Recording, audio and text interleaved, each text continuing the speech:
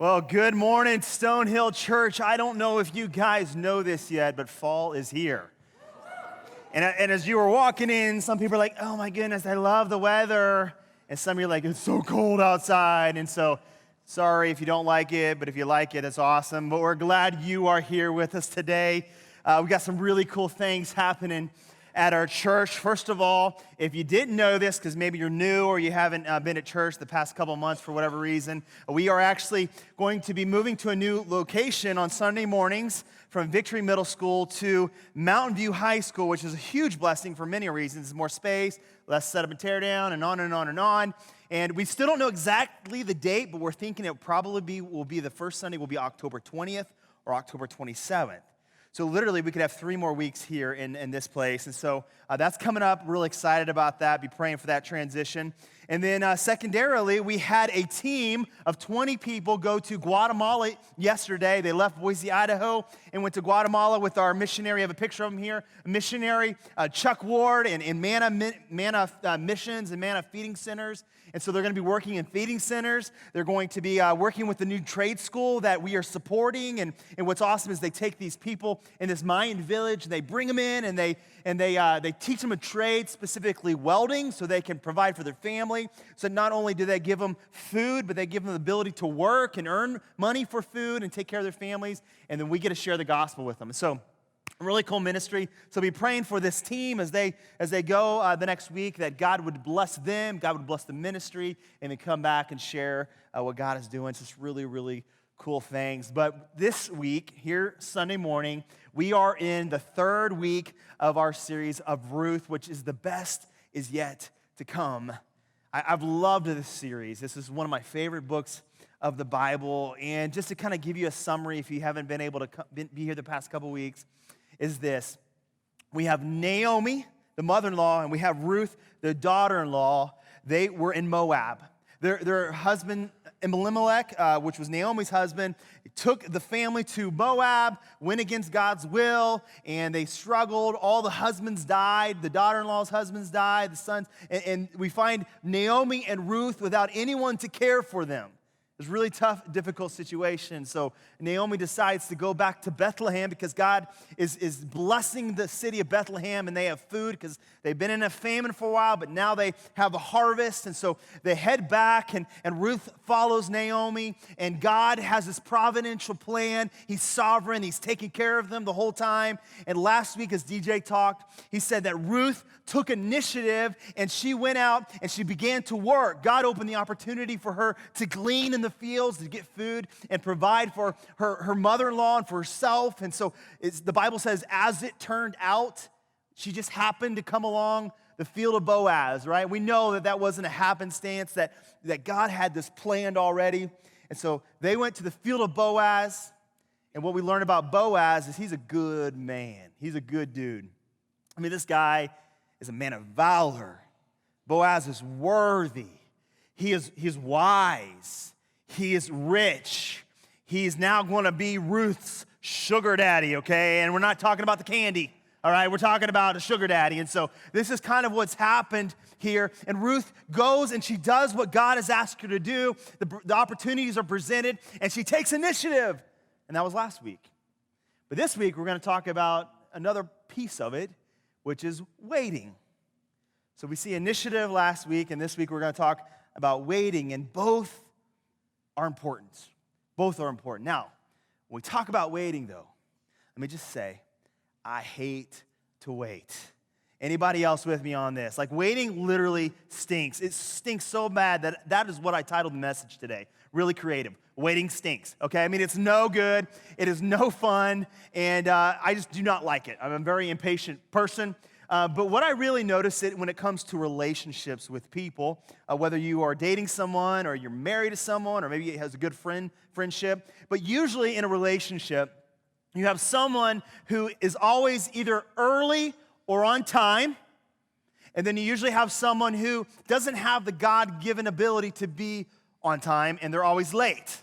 Okay, so we already got there. So here's what we're going to do. How many of you would say more of the holy ones that like to be on time or early, okay? All right, yeah, there we go.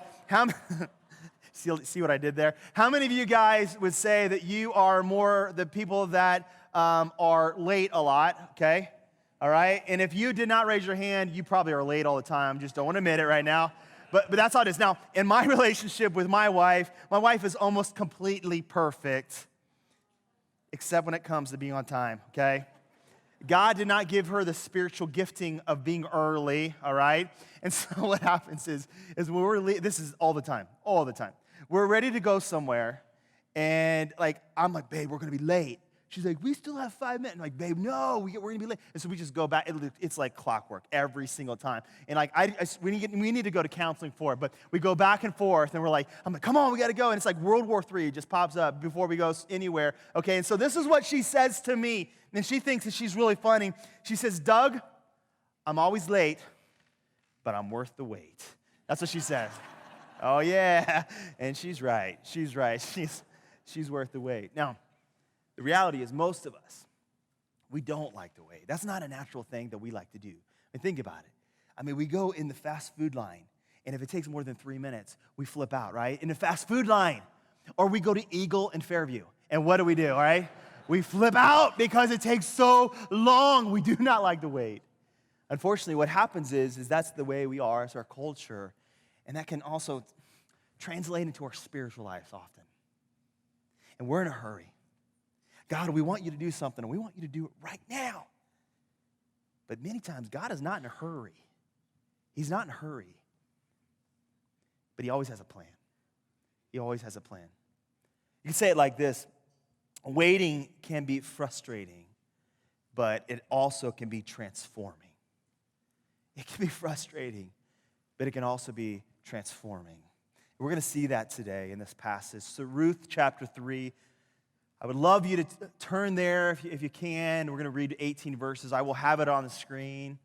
This is a great story, but I'll be honest with you, of all 4 weeks, to me, this is the craziest, the weirdest of all the weeks, and you'll see when we get to it. So here we go. Ruth chapter 3, verse 1 says this. One day, Ruth's mother-in-law, Naomi, said to her, my daughter, I must find a home for you where you will be well provided for. Now, just get this. They've been there about 7 weeks or so.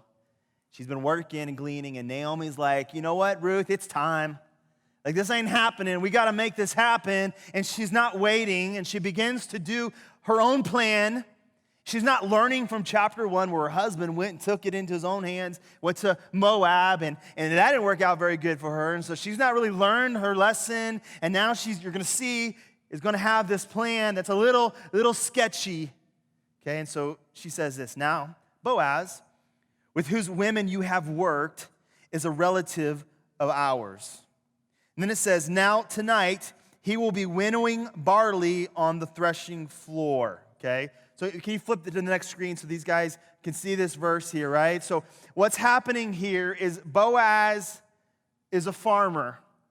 And if a single guy here, let me give you a little bit of advice. Okay, write this down, all right?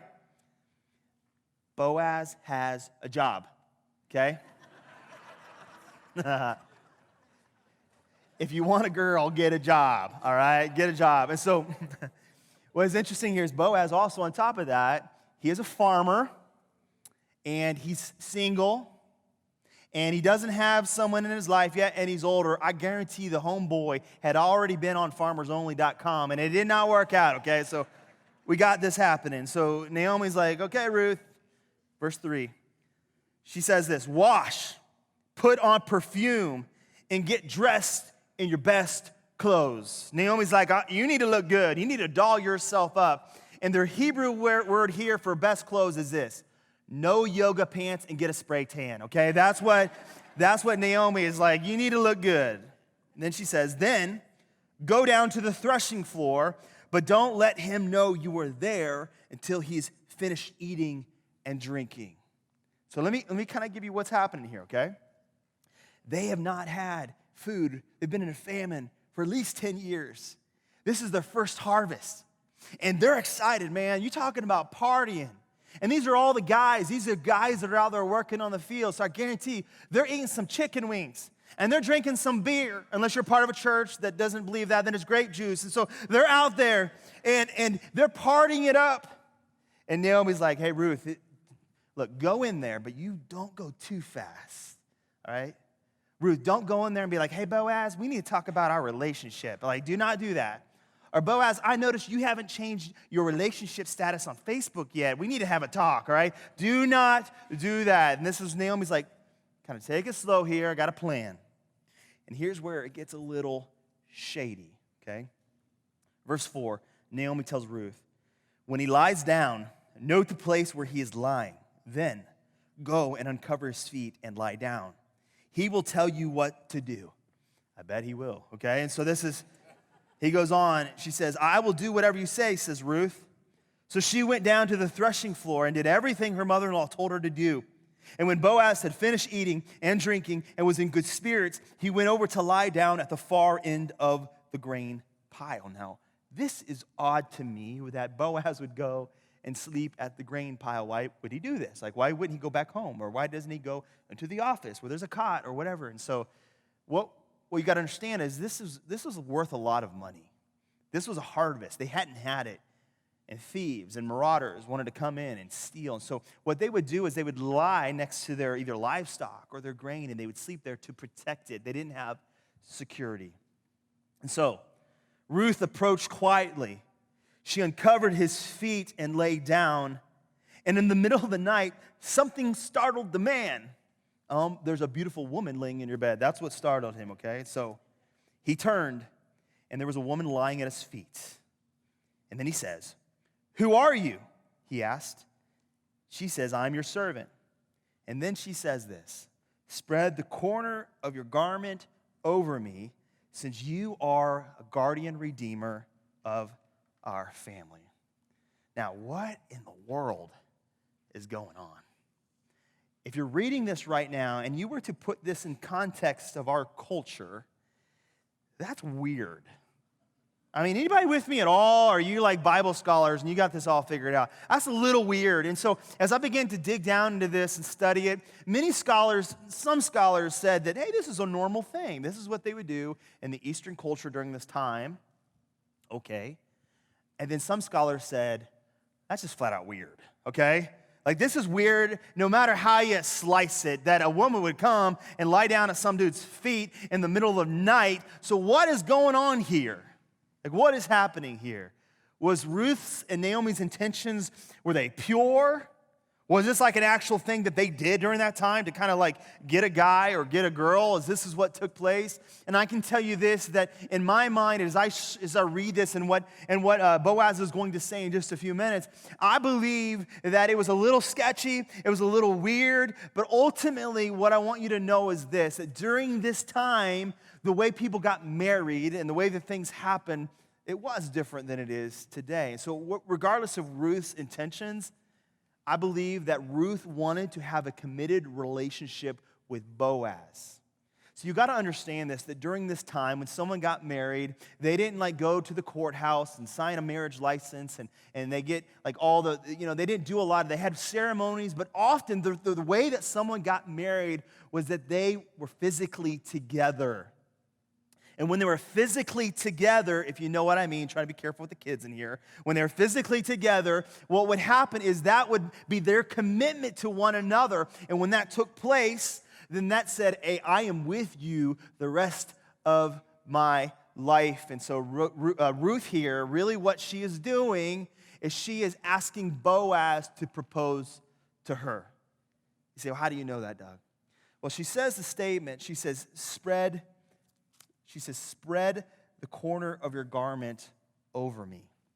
This word corner here comes from the Hebrew word of kanaf, which means the edge.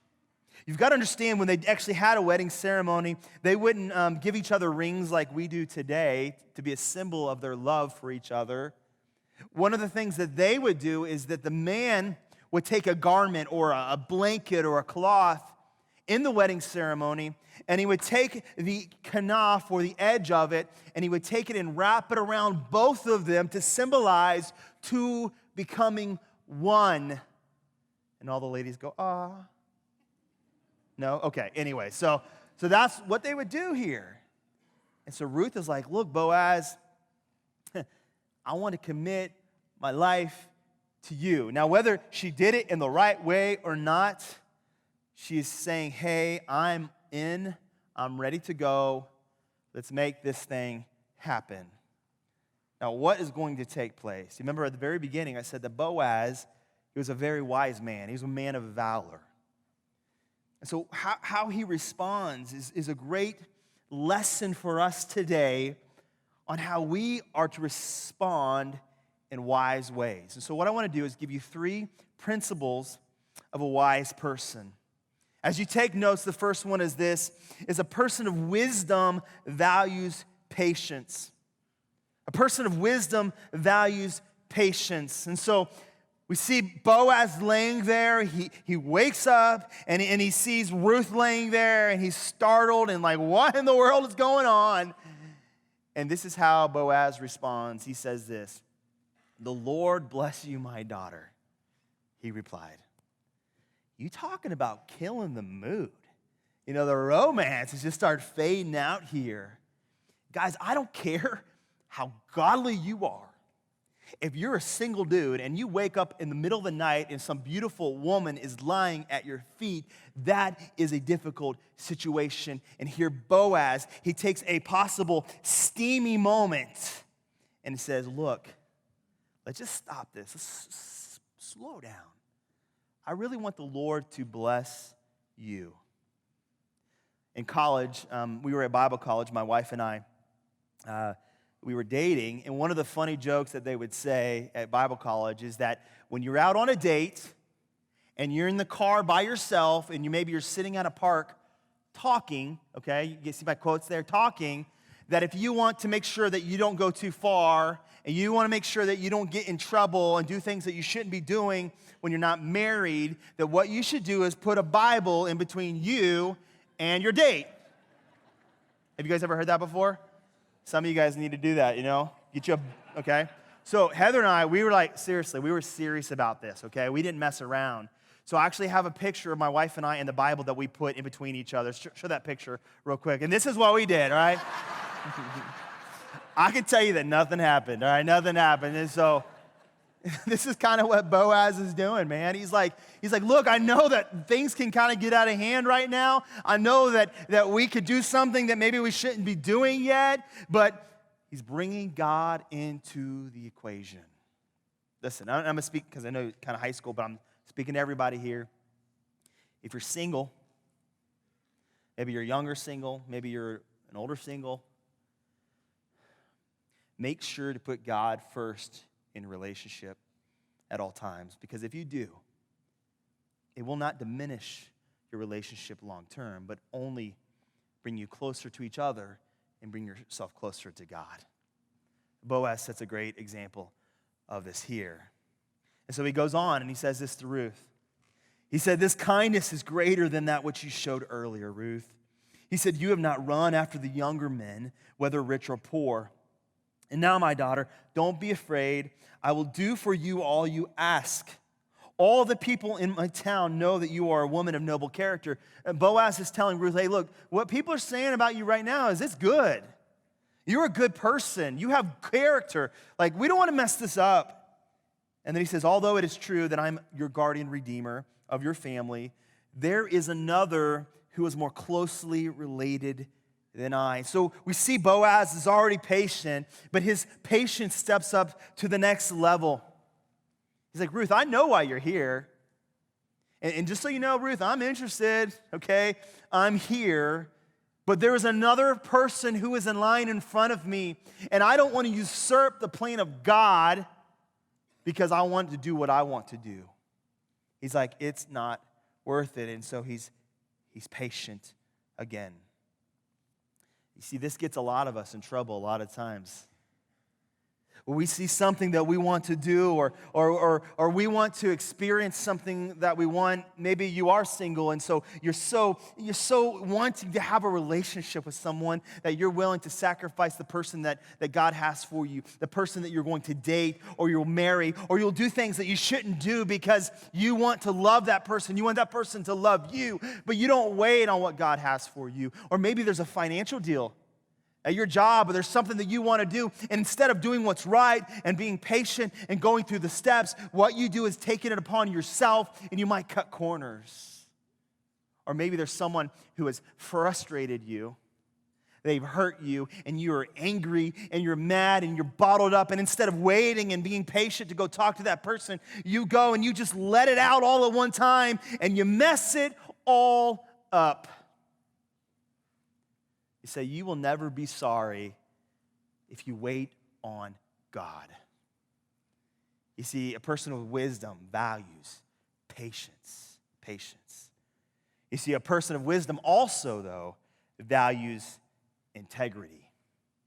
You see, someone who is wise understands that what is on the inside of us is as important or more important than what is on the outside of us. And so Boaz, in verse 13, this is what he says to Ruth. He says, stay here for the night, and in the morning, if he wants to do his duty as your guardian redeemer, good. Let him redeem you. He's like, if this guy wants to do this, man, awesome. This is the right thing.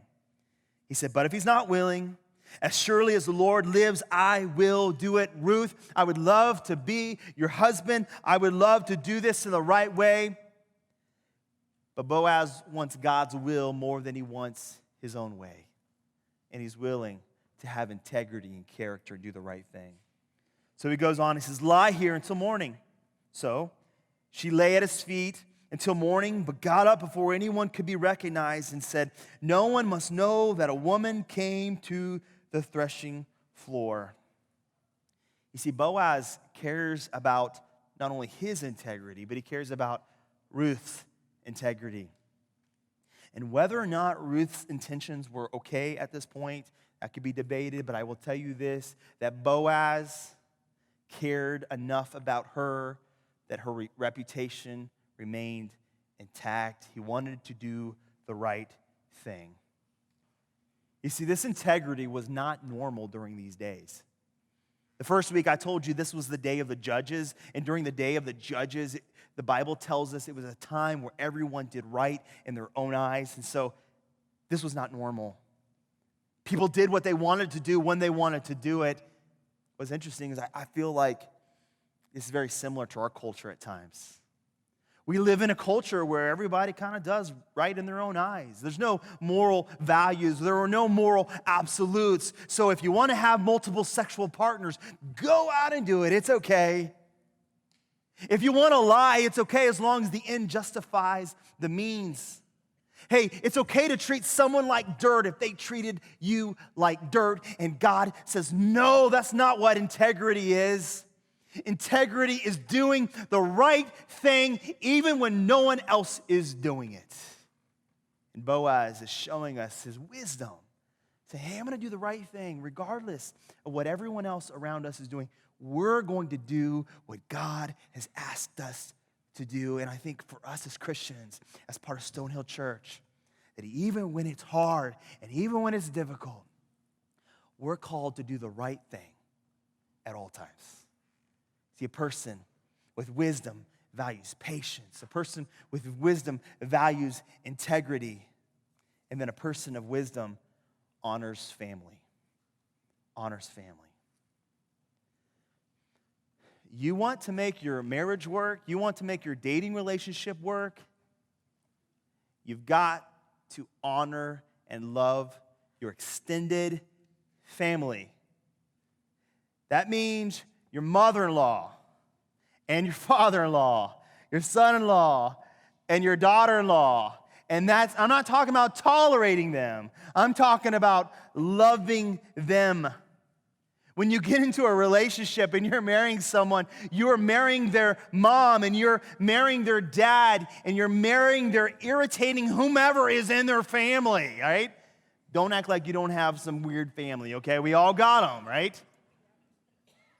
We are called to love them. So this is a great example here in verse 16, Boaz. So when Ruth came to her mother-in-law, so she comes back, she leaves the house in the morning. Naomi asked, how did it go, my daughter? She's like, give me the skinny. Let me know what happened. Woo, she's excited. And then she told her everything Boaz had done for her and added, he gave me these 6 measures of barley, saying, don't go back to your mother-in-law empty-handed. This dude is one smart dude. Okay, now I want you to get what's going on here. It's kind of funny, a little bit, a little comical. So when you think of 6 scoops of barley, you think, okay, she put it in a little brown paper bag and then took it and then they left, and that was great, awesome, right? No, scholars say that 6 scoops of barley would have weighed about between 80 to 90 pounds, okay? So this is what I picture. Like Boaz is like, hey, Ruth, I want to take care of your mother-in-law, so come here. Like lean over, and he dumps 90 pounds of barley on her back, right? And she's like, well, you should have put a ring on it, but okay, whatever. And so she takes off, right? And she goes home, and he's concerned about his mother-in-law, his future mother-in-law. He didn't even know at this point if it was going to be her, but he still cared, and he still loved her still. He's like, Naomi, you're going to be provided for. Boaz is like, I don't agree with what you're doing, and I don't necessarily agree with how you're doing it, but he showed his disagreement with kindness. He made sure that she was provided for and taken care of us. And I'm just going to speak to all of us, including myself at times. Some of us need to do a better job with loving our extended family. Your mother-in-law, your father-in-law. I see a couple elbows going right now, okay? Your daughter-in-law, your son-in-laws, your cousins, aunts, uncles, whatever. You say, Doug, you don't understand how crazy they are, okay?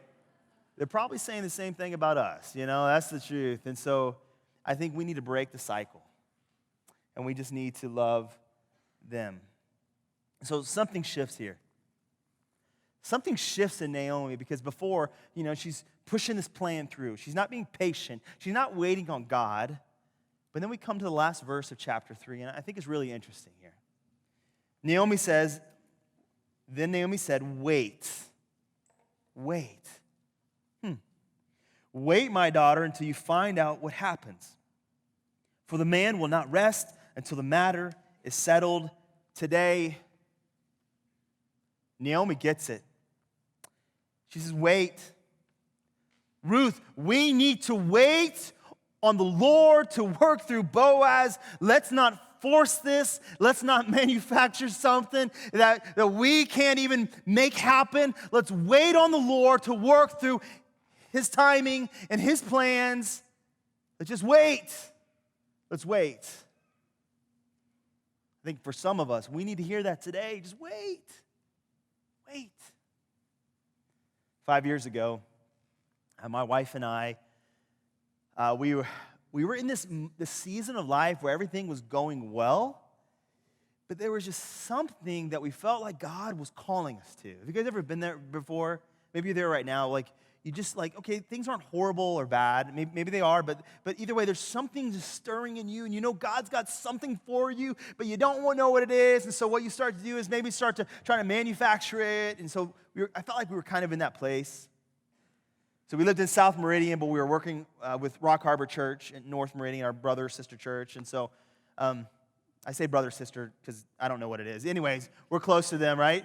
And so we were working there, and Heather and I thought, you know what? We feel like God is maybe asking us to sell our house in South Meridian and move to North Meridian because that's where the church is. It only makes sense to maybe be closer to the church and where a lot of the people are, not all of them, but a lot of the people were there. And so we're like, okay, this is what we're supposed to do. So we took initiative, and we started getting a realtor, and we started looking at houses. We looked at houses in North Meridian. We went to one house, and it wasn't very good. And then we went to another house, and that wasn't good, and the door got shut. And then we saw this house, and we're like, man, we really like this house. And so, we put an offer on it, and then it all fell apart. I'm like, come on. I mean, it wasn't the end of the world, but it was like, okay, God, what are you doing? Like, we thought you wanted us to do this, so we stepped out in faith, and this isn't working. Kind of frustrating a little bit. And then all of a sudden, in the same time, God was laying on our heart to maybe foster some children, okay? And so we started going down that path, and my wife started to talk about it, so she was for it. I was like, yeah, let's do it. We have 5 kids already. Who cares? Let's get more kids. And so we're just like, I had no clue, right? And so I'm just like, my wife is the common sense one. And so, but we felt like God was leading our heart into doing this. And so we began to research and talk to the adoption or the foster agency. And so one of the things that was really on my wife's heart at the time was to foster sibling groups, because that's what we had done. We adopted some sibling groups. And so that was really on our heart. So we started going through the process, getting excited about it, thinking about room situations and how it all work. And so as we began talking to the foster care people, they were like, well, you have too many kids already to do sibling groups. I'm like, seriously? Like there's a home that wants kids. I mean, we're pretty good. I mean, I'm a little messed up, but we're pretty good. And we want to bring these kids into our home, and you tell us we can't do it. And it was frustrating. And I just remember having these thoughts like, God, what are you doing? Like, we want to move. We can't do that. We want to foster kids, and we can't do that. You have something in us. It was like for a year and a half, we're just waiting. Just waiting. And this is just one of many times that this has happened in our life.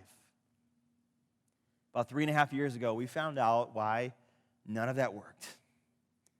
Because we were supposed to start a church in South Meridian.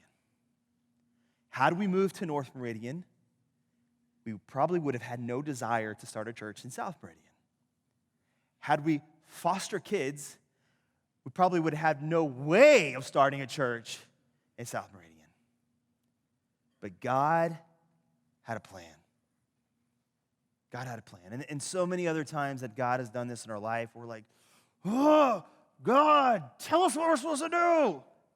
God, I'm so unhappy, or I'm dissatisfied, or God, I'm happy, but there's something, I know you're supposed to do something. What is it?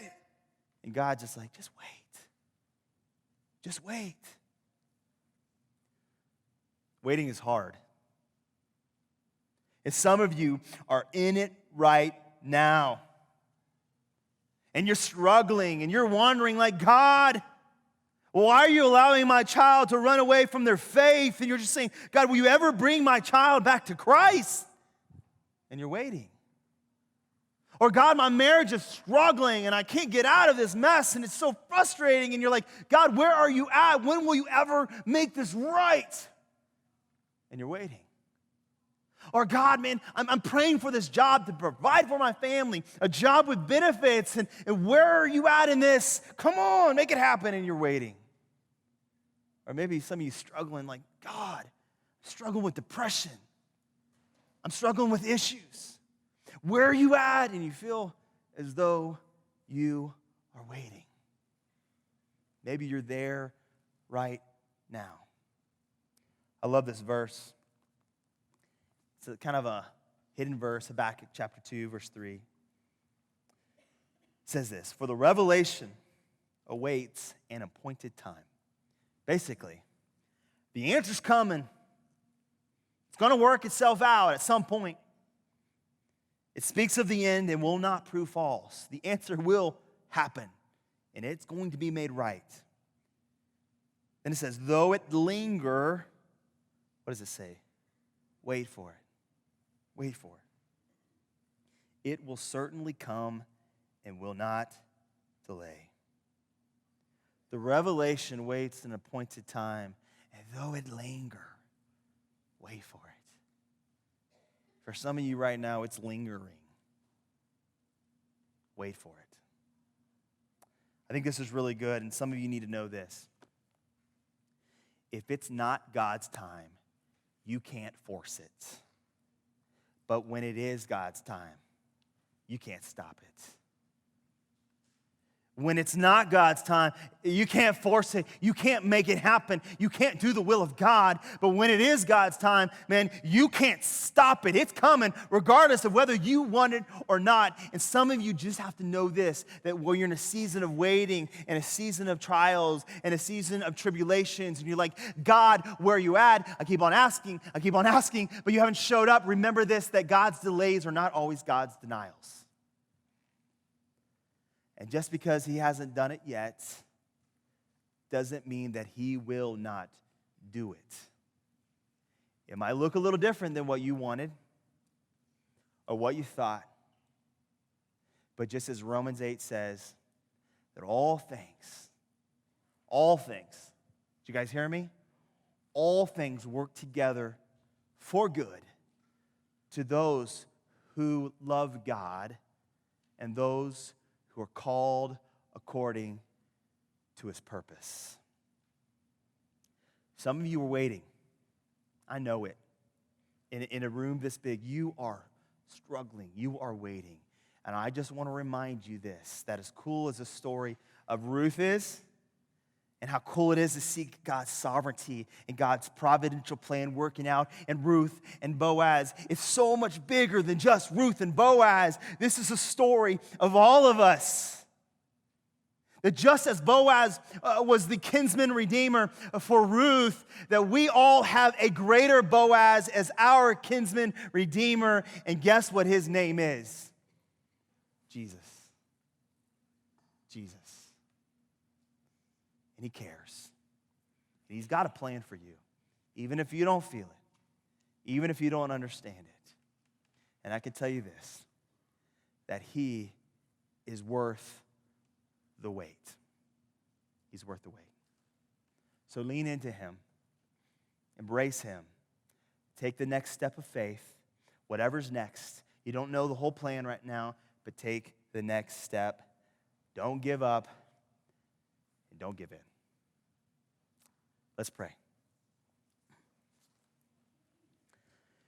God, this morning, I'm so grateful. And as quirky as this story is, it's kind of fun too. It's kind of cool to see how you took a situation that I think is a little messed up. But you took it, and it just shows that in our situation, we're messed up. I'm messed up. We're all messy. But God, you don't leave us there. We bring our mess to you, and you take it, and you begin to redeem it, and you transform it. And if we will allow it to happen, you will change us, and you will make us more into your image. And so that's my prayer today for myself, for our church, for our community, as we're a light, that we wouldn't just hold it all up in here, but we would go out and let everybody know that even in our messiness, in our hurt, in our struggles, even when we're not patient, even when we don't want to wait, God, your timing is perfect. So today, that's my prayer for us as a church. God, that we would lean into you, that we would trust you, and then you would do a mighty work in each one of us. We love you and thank you in Jesus' name. Amen. Amen.